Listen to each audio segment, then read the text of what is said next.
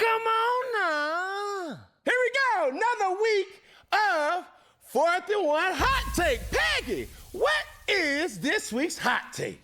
Boy, it is hot, and we talking about Shedeur.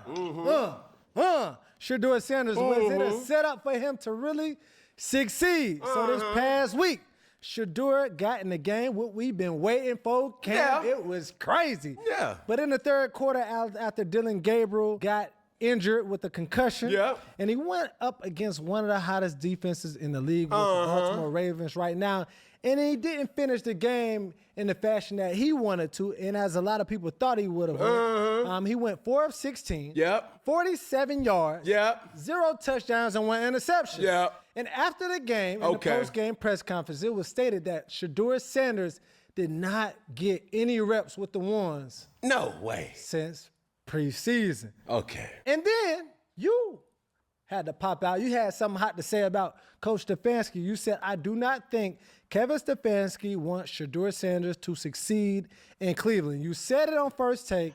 I mean, I agree. Honestly, in my opinion, I agree, bro. Because look, y'all, look. I don't think Browns had any plan to play Shedeur this season. In my opinion, I don't think they had any plans to play him, bro. And then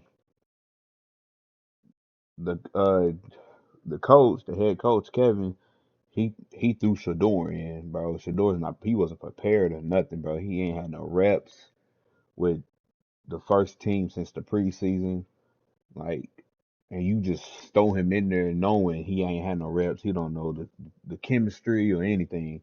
You just throw him in there to fail, bro. And I seen a lot of comments talking about y'all wanted Shedeur to start over Dylan Gabriel and look how he playing. He's trash with the whoop. And I'm like, bro, you can't judge nobody off of that, bro. Like he don't have team chemistry with his team, with the wide receivers or anything. He ain't had no reps or anything since he got drafted, bro. Which is like what? The NFL draft was like in May. So from May till November, bro, he ain't had no reps, no anything with the team, bro, until Sunday, till he played Sunday. Like, come on, bro. Like that just the Browns organization is ass, bro. Like they set Shedeur up for failure, bro. They set that nigga up for failure, bro. It's like, why would y'all do that, bro? Why would y'all throw that nigga in there knowing he ain't had no reps or anything with the team since he got drafted, bro?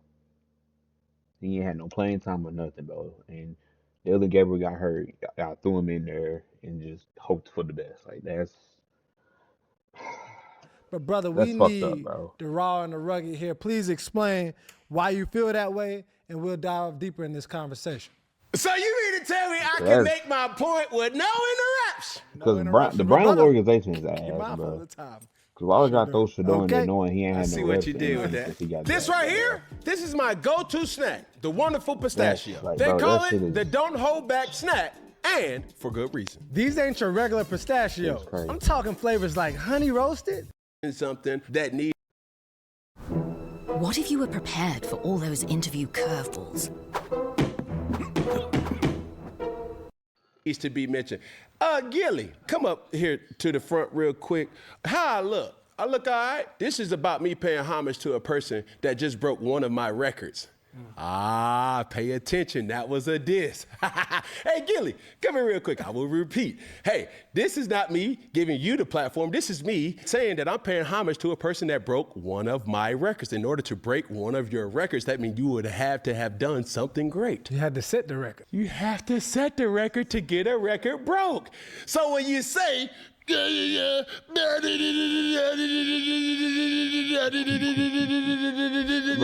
Kevin and Gilly beef is just you ain't funny. never set no record to be broke. Now, with that being said, where was I? We were talking about Shedeur. Setting the record straight. Setting the record straight. Okay, here we go. Dylan Gabriel, this has nothing to do with you.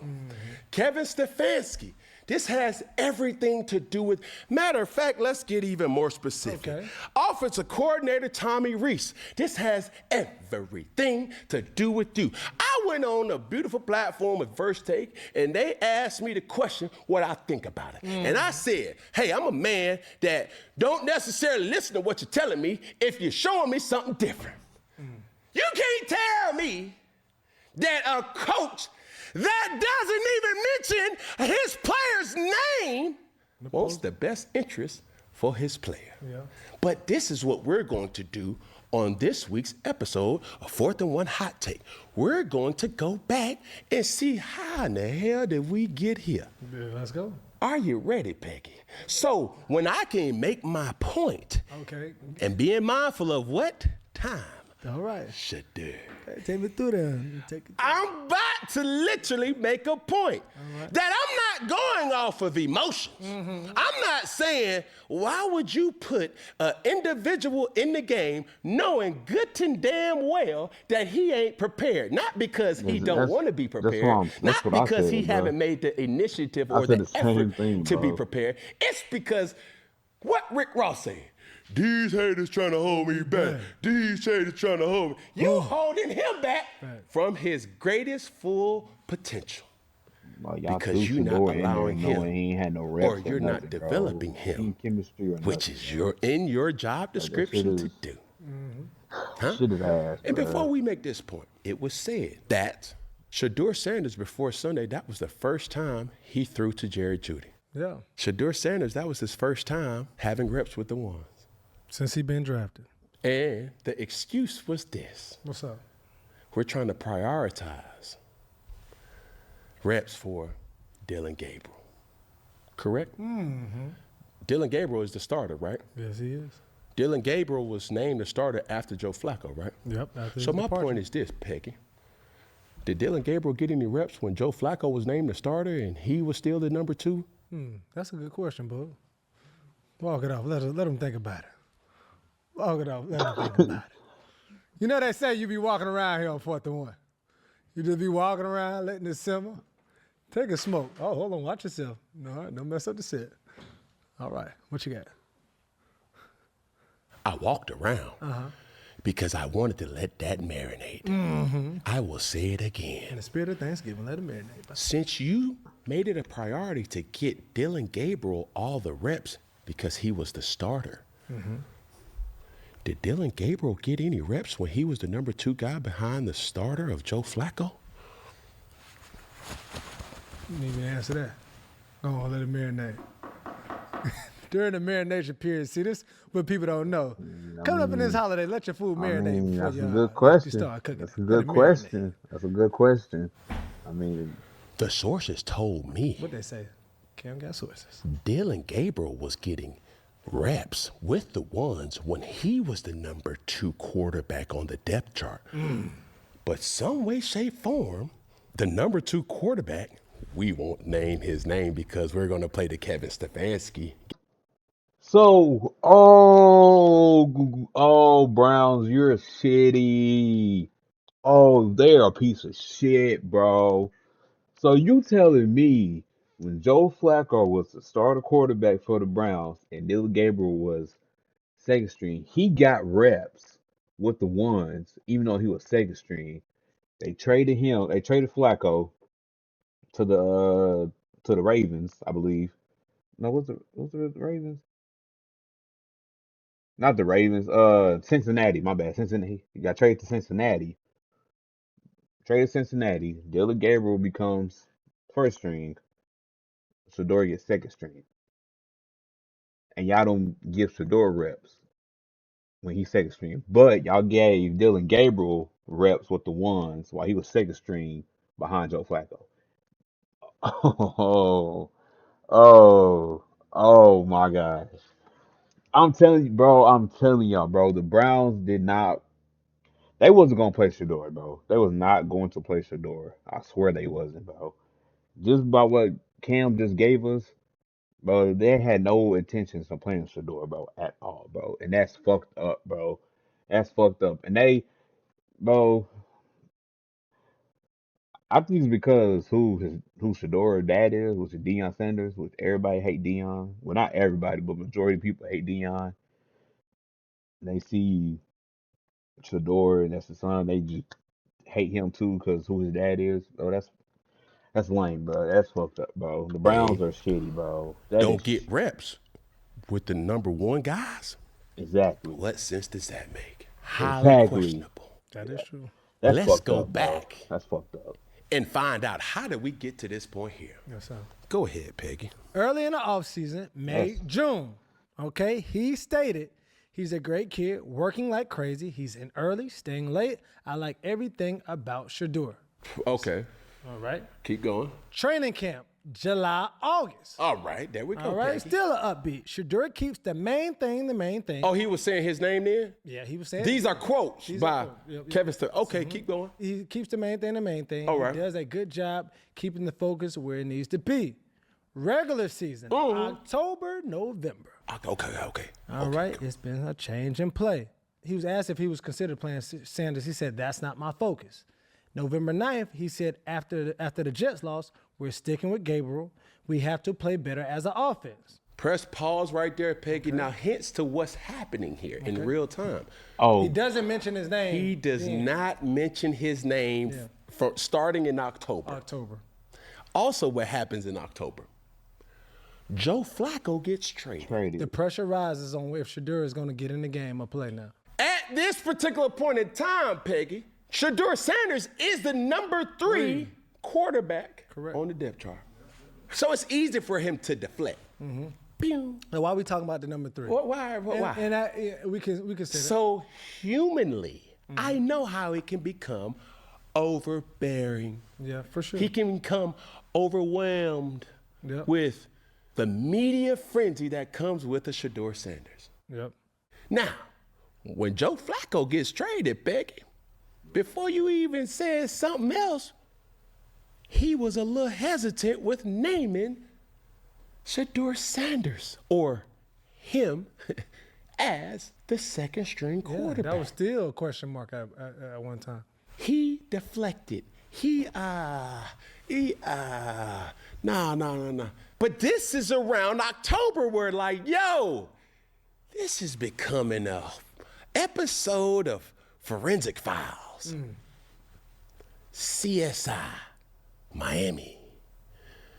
Law and Order, dum dum dum dum dum. X-Files. Huh? I mean, we trying to put this together because before we press all together, before we say all that, we gonna get down to the bottom of this. Huh? We about to figure this one out. So around October, that's when it started. Smell a little fish. A little fish, sardinish, Yeah. yellowtail, salmon, tilapia, Catfish. cat, grouper, snapper, Brim. this is a camp, bro. The fact that they naming all type of fish is fucking crazy. marlin. What? That is crazy, bro. But we somewhere in there now. Huh? They were funny, Trout, bro. what you say? Hold on, stop. Can't get me like that, baby. Come on.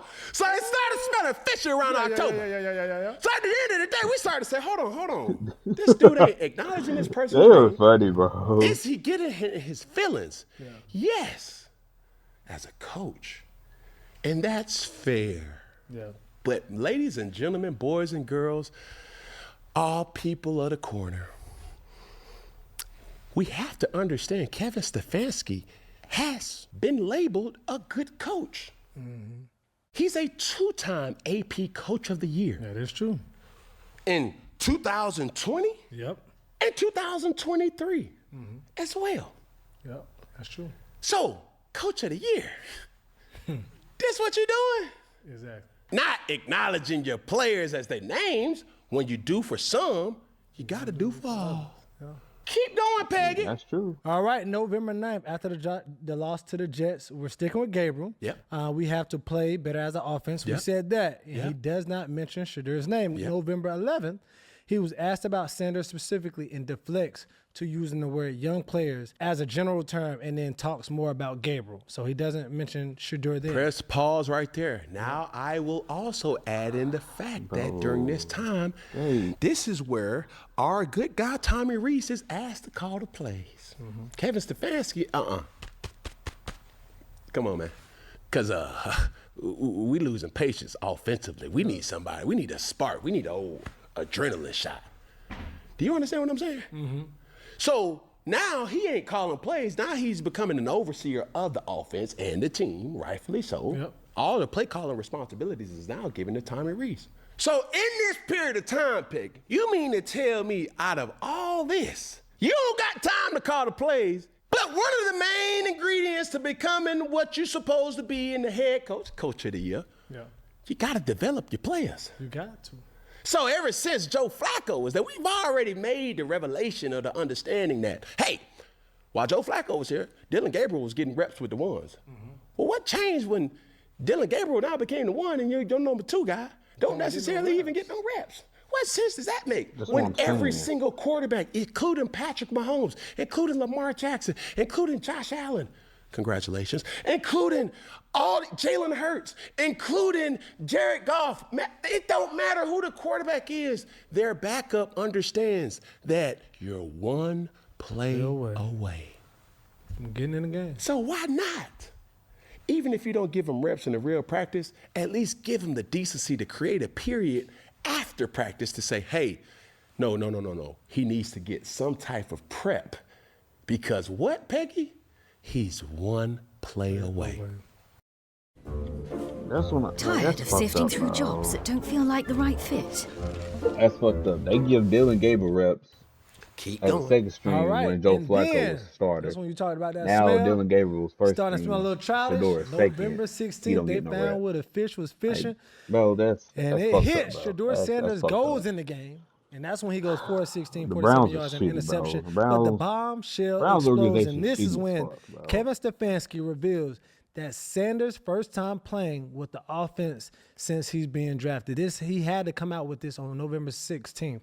The 17th, he goes on and said the starter gets the vast majority of the reps. Shedeur will be better with reps he's getting, okay? And asked if he changed his approach. He said, I think it's important you do what you think is right for the football team. And that was on November 17th. And on November 18th, he said, I won't commit to Sanders long term, and says we trust our players and focus on the next game. Okay. So he's starting to mention his name a little bit. Press pause because he's knowing that he's ripped. You know when you move real fast and you hear like a rip. Yeah. He ripping his pants. Them trousers is getting ripped. You know when you try to poop, but it's more than what you're barking for. Oh, you squeeze. Hold on, this is a this ain't this ain't what I thought. This a peking turtle. Okay. Huh? Okay, but here, I'm going to take it back a little further during the preseason, Peggy. When Shedeur went to Carolina, they weren't the ones that was playing with him. It. Even in preseason. He wasn't playing with the ones. He was playing with the glorified twos when they went to Carolina, when he was Shedeur. Huh? Now understand this. What happened the following week? Shedeur had soreness in his shoulder. Okay. Joe Flacco played. Yeah. Dylan Gabriel played with some of the ones. What happened the following week? Now, this is where we get an opportunity to see Shedeur Sanders again. Yeah. Joe Flacco plays. Dylan Gabriel plays. Now, throw the players out there with Shedeur. Whoever we just trying to make the team. Sources said only 2 of those players that was still out there made the practice squad. That was with Shedeur Sanders. So when he's taking bad sacks, and when we had that episode when I'm saying like, yo, Shedeur, you got to stand up. Shedeur knows that, hey, I'm not playing with good players. Yeah. Ladies and gentlemen, I just made my point. Don't tell me what you're saying. Kevin Stefanski has showed, Tommy Reese has showed that they really don't want Shedeur Sanders to succeed with their actions. That's fact. Now, That's We facts. put a microscope to this. And maybe I'm Cam ain't reaching lying. big. What's up? But I went back and looked at old coach Kevin Stefanski's resume. Yep. Or should I say, two-time coach of the year. All right. Minnesota Vikings, assistant head coach in 2006 and 2008. His quarterbacks was Gus Frerotte, Brad Johnson, and Tavares Jackson. HBCU, Tavares Jackson. Now, later on, in 2009, he got promoted to assistant quarterback coach. All right? In 2009 and 2013, you want to know who those quarterbacks were, Peggy? Brett Favre. During that time as well, you had Donovan McNabb. Then you drafted Christian Ponder.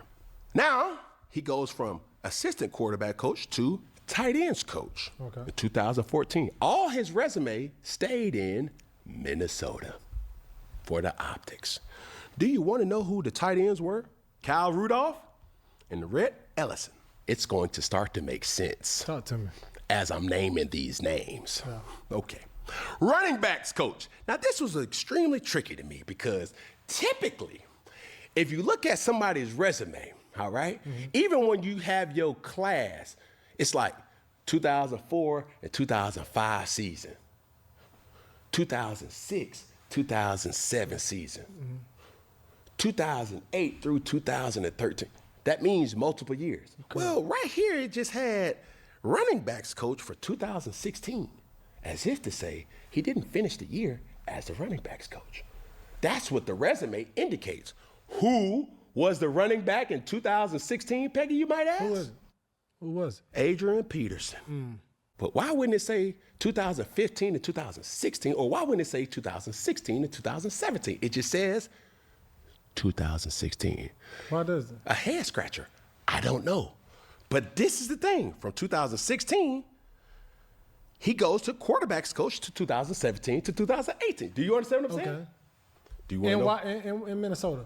And he's still in Minnesota. Before he got the opportunity to become a head coach, his only team that he was up under was in Minnesota. I'm giving you his resume. Okay. Stay with me. All right. Forensic Files, Law and Order. Dum, dum, dum, dum, dum. I'm telling you, brother, just stay with me. I'm trying to put it together. All right, brother. So from 2016, when he was with Adrian Peterson, which is a head scratch, like, why did he just say 2016? It goes to 2017, 2018, he goes to the quarterback coach. You want to know who that quarterback was? Who was it? Case Keenum. Now he goes into the interim offensive coordinator in 2018. You want to know who that quarterback was? Who was it? Kirk Cousins. Now, keep going. I'm trying to make some sense to this. He got awarded the offensive coordinator job in 2019. You want to know who that quarterback was? Kirk Cousins. Now, come on back. All right. He Cousins then gets promoted to have the opportunity to be the Cleveland Browns head coach in 2020. Yeah. 2020, you want to know who his quarterback was? Who you got? Baker Mayfield. Yeah, Okay. Stay with me now.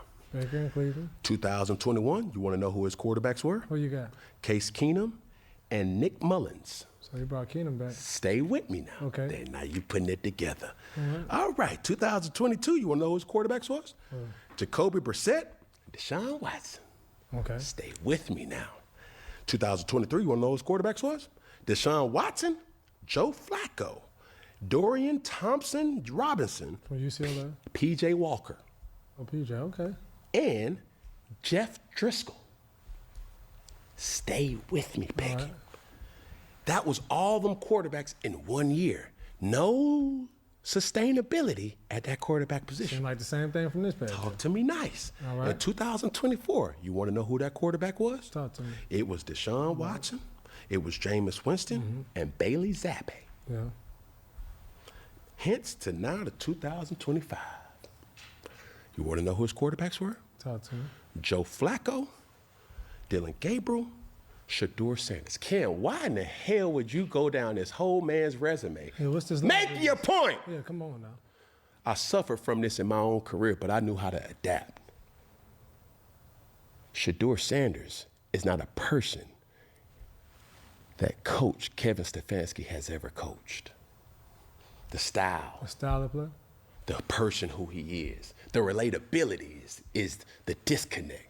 Cam, you from Atlanta. What the hell you know about Norv Turner? What the hell you know about Mike Schuler? What the hell you know about Ken Dorsey? What the hell you know about Rob Jasinski? What the hell you know about them? How can they relate? They didn't, but I had to adapt. See, the thing is, when you start talking about coaches or coaches of the year, you have to adapt to your players. So when it has a moment in time where 2016, it's like, yo, for 2016, Adrian Peterson, you only coached him some of the time? And with having a running back like that, why won't you keep coaching him? They removed him from that running back room, and they put him in the quarterback room with Case Keenum. Are you seeing the rest? Right there. He can't relate to black players. So let me ask you this. No. And it ain't black players. Matter of fact, let me rephrase that, because that may be the headline, and I don't give a damn if it is the headline. Cultured black players. I'm gonna say it. Deion Sanders would never say that. Shedeur Sanders would never say that. As a matter of fact, Coach of the Year would never say that. But you're not gonna tell me something that I don't know to be true. I never had a black quarterback coach. I never had that opportunity to be able to go in there and be like, hey, bro, like, I need some time, coach. Like, we never had that relatability where we shared Thanksgiving rituals together. I was kicking it. What if you were prepared for all those interview curveballs? I mean, him is making sense, bro. He is making sense, y'all. He is making sense, chat. Practice the interview before the interview. It's crazy, but... So now you got a fifth-round pick that's coming into a situation that he ain't never been in large part because of his circumstance of his situation.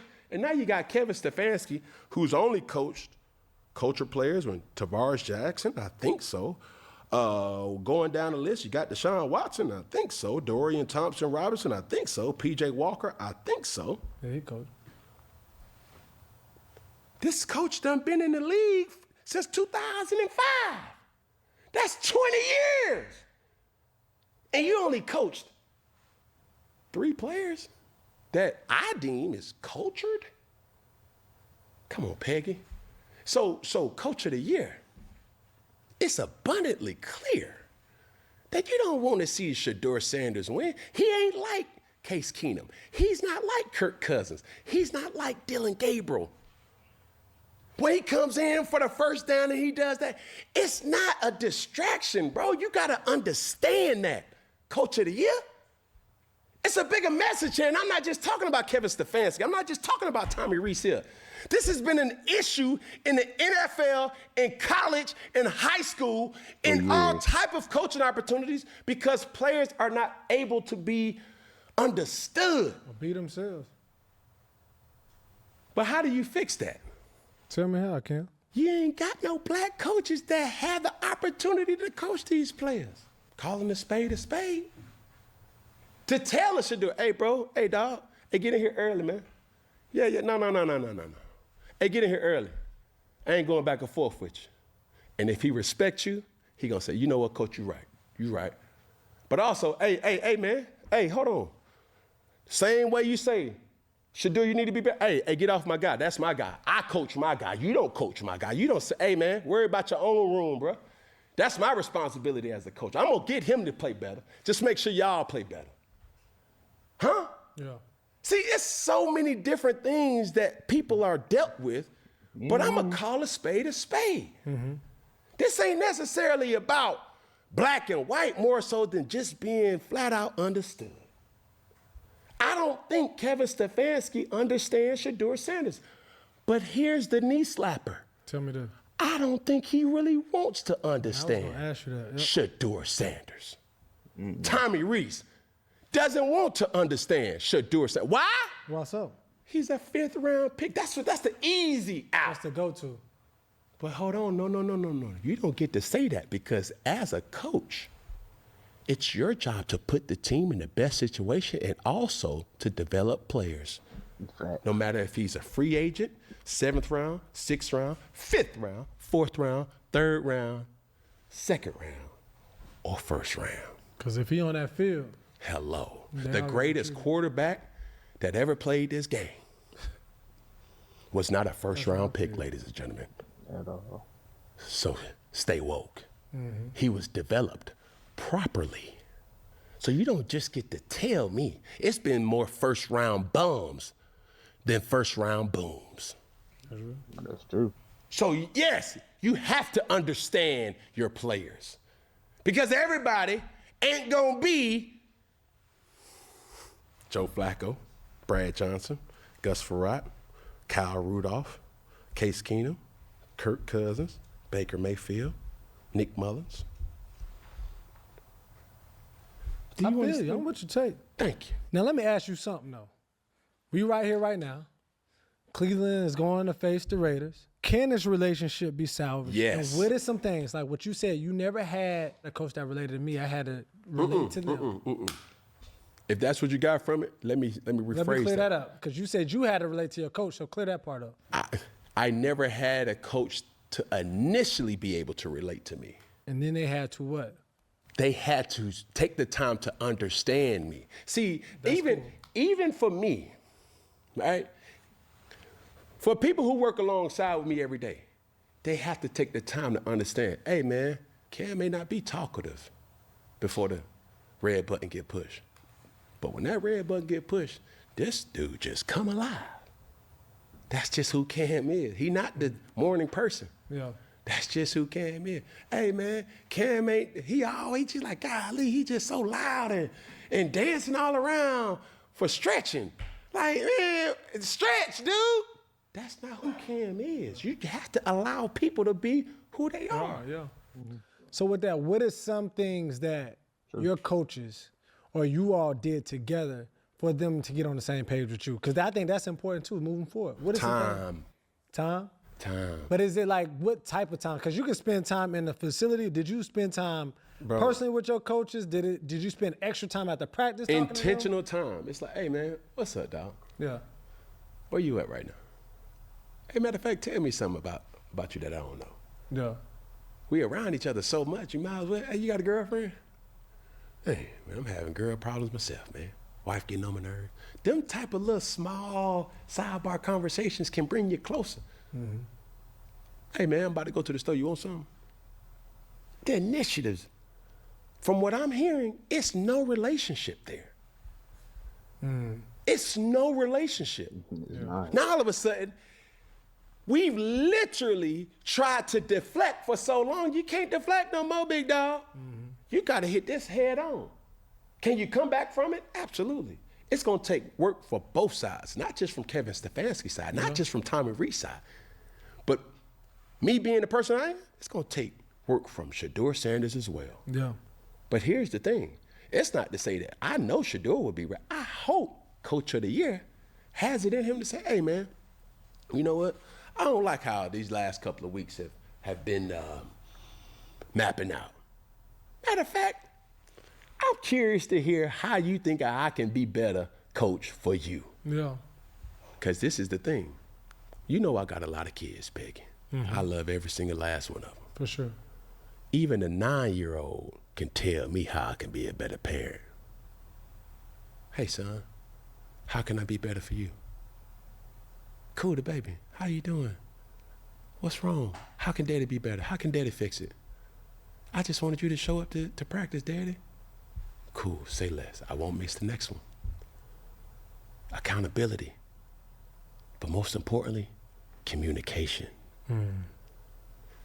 From what I hear, they're not even communicating. They're not. And that's the issue.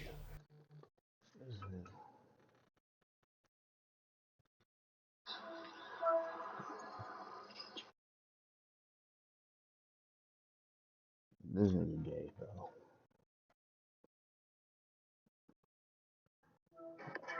What, bro? Are you out playing Jehovah's or what? No, I'm just reacting to a Cam Newton video.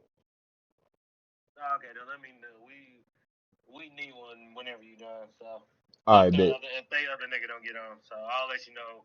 Just text me when you done, and I'll let you know if we still need one or not. All right, bet. I got like 15 minutes left on this video, and then I'm gonna play. All right, but I'll let you know. All right, And if you good, then I'll invite you to this call we had. All right, bet. All right. All right. You're gay. This dude here, bro. My cousin, bro. Is, no, let me tell y'all what he did, bro. Let me tell y'all what he did, bro. So I see he FaceTimed me, right? FaceTimed me. He picked up, bro. This dude was. I'm not gonna do it, but he was doing. You know what? I hanged up on him, bro. That's Yeah. They both are finding out buddy out of information there. through the media. I mean, how can you coach me if you don't communicate with me? Hello. You don't even know It what's don't best matter for if you. you the backup.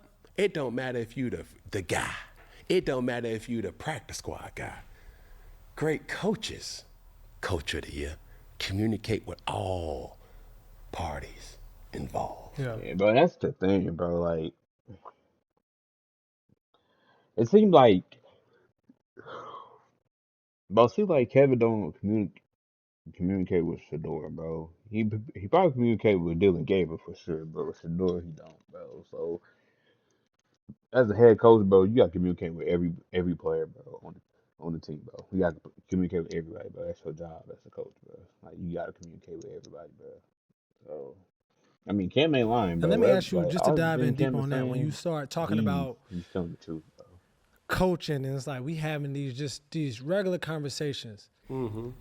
How important is it for your coach to know where your mental is when certain things happen? Because I think it got to a point, and you tell me if I'm right or wrong, when certain things happened in the game, you had an understanding with your coach. Like, say you did a long run, your coach knows the next play. Don't throw call the no run play. Don't call no run. Don't throw the ball. I need to catch my breath.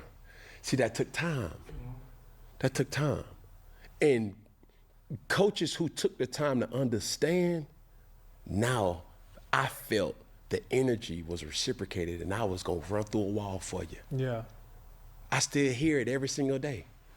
Avoid it. Hey, what's up, kiddo? Coach Rivera. Hey, Cam, what's going on? Marty Herney.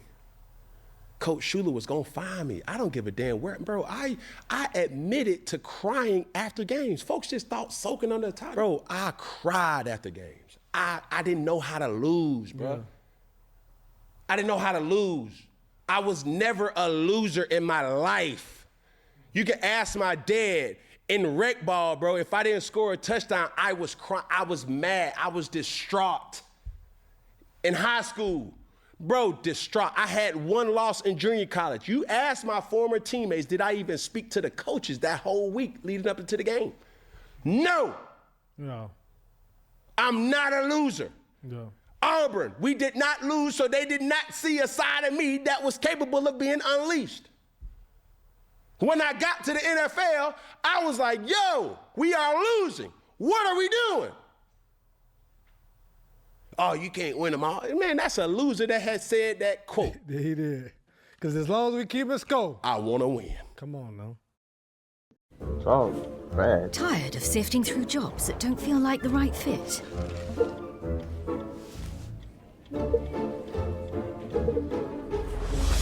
Find the job that's right for you.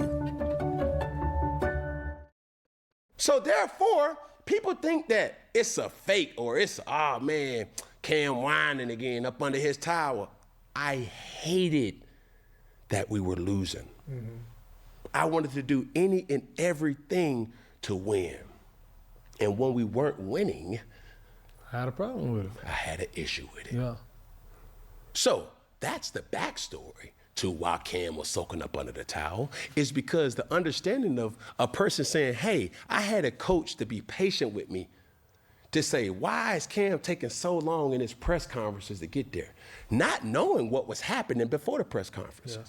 That's real. Me having a venting conversation with Coach Schuler time after time after time, year after year after year. Hey, man, it's going to get better. I promise you it's going to get better, man. But let me teach you how to be a leader. Let me teach you how it is to be a quarterback in the NFL. Yeah, man, you got people that's depending on you.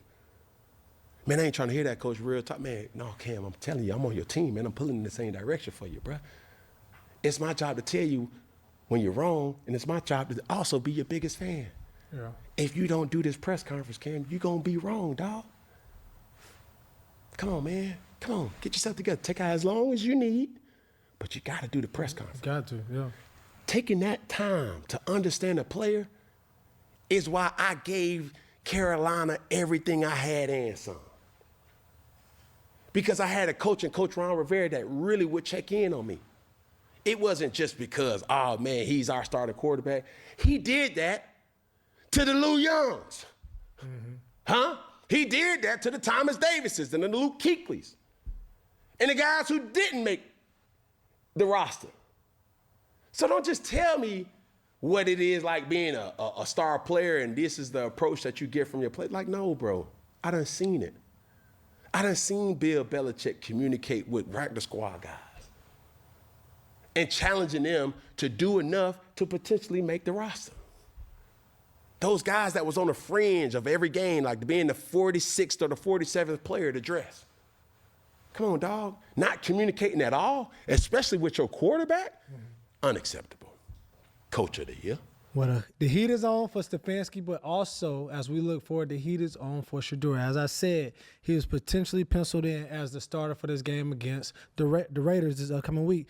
What does Shedeur need to show or prove this week coming into this game?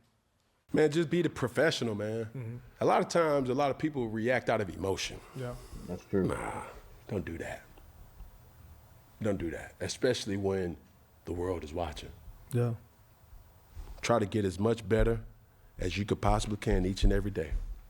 Show up for yourself so you can show up for your team. And be a man about, hey, coach, you got time to talk? I just want to chat with you.